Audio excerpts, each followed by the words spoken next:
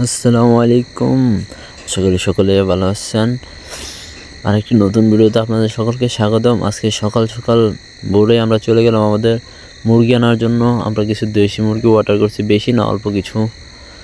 আর আমরা যে রাস্তা দিয়ে যাই ওই রাস্তায় ভিডিও করা নিষেধ, সেনাবাহিনীর এরিয়ার ভিতরে আর কি ভিডিও করা নিষেধ, তাই ডাইরেক্ট গন্তব্যস্থান আমরা চলে আসলাম। আসার পর একটু বাজারটা ঘুরতেছিলাম। এখানে একটা বিশাল বড় বাজার আছে, আপনার আশা করি অনেকেই চিনবেন, কোটবাড়ি বাজার, কোটবাড়ি ক্যানবোর্ড মার্কেট আর কি। নিজে ভিতরে ঘুরতেছিলাম, ঘুরে ঘুরে দেখতেছিলাম, অনেক দিন পরে গেছি। আর আজকে মূলত আমরা 2টা দেশি মুরগি অনলাইনেও অর্ডার করছিলাম আমাদের এক ভাই থেকে, এটাই আনার জন্য গেছিলাম। এই যে একটু ঘোরাঘুরি করতেছিলাম।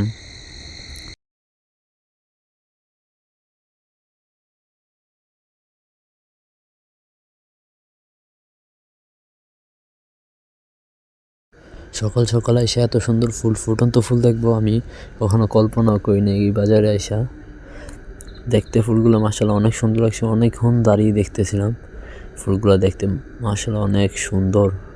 গাঁদা ফুল আছে, একটা হলুদ কালার কি ফুল জানি, এটা আমি জানি না, কেউ যদি জেনে থাকেন কমেন্ট করে জানাবেন। অনেক রকমের গোলাপ আছে, স্ট্রবেরি গাছ আছে, পেঁপে আছে, অনেক গাছ আছে, ভ্যারাইটিস গাছ আছে। দেখতে দেখতে আমরা চলে যাইতেছিলাম, বাট মাঝে একটা গাড়ি দেখলাম, ওইখানে দেখলাম কিছু টাইগার মুরগি কালেকশন।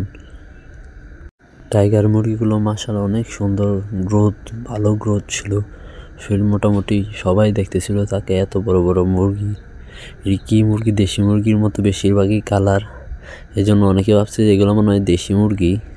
বলেন ভাই, এই বাজারে এসে পয়সা এলো ভাই, অনেক কিছু দেখতে পারলাম আল্লাহর রহমতে। শুকরিয়া, মুরগিগুলো অনেক সুন্দর কিউট ছিল ভাই। মুরগিগুলো যে পালছে ভাই অনেক যত্ন নিয়ে পালছে ভাই, বলতে হবে।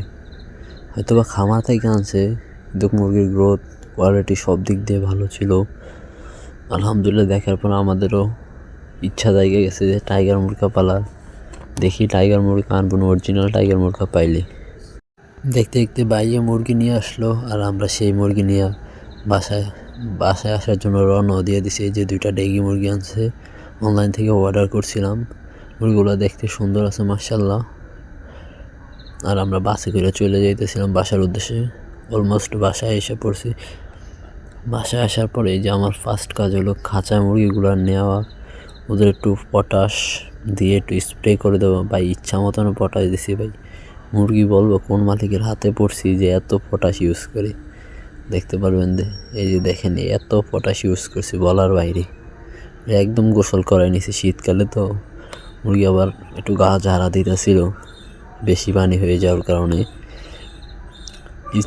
স্প্রে মানে মন মতো স্প্রে করছি, দেখবেন খাঁচার নিচে উপরে মুরগিগুলোকে দইরা দইরা স্প্রে করে দিছে একবারে, যাতে বাইরের কোনো রোগ ব্যাধি বেলা আসে আমার খামারে আর কি।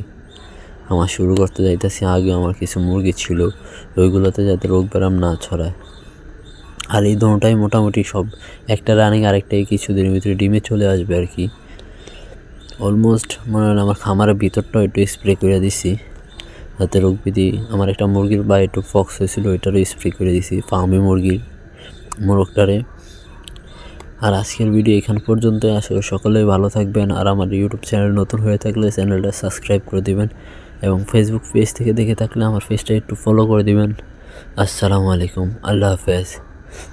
আজকের ভিডিও এখান পর্যন্তই, আল্লাহ হাফেজ, টাটা, ভালো থাকবেন। দোয়া করি আপনাদেরও যাতে স্বপ্নের খামার সুন্দরভাবে গড়ে তুলতে পারেন।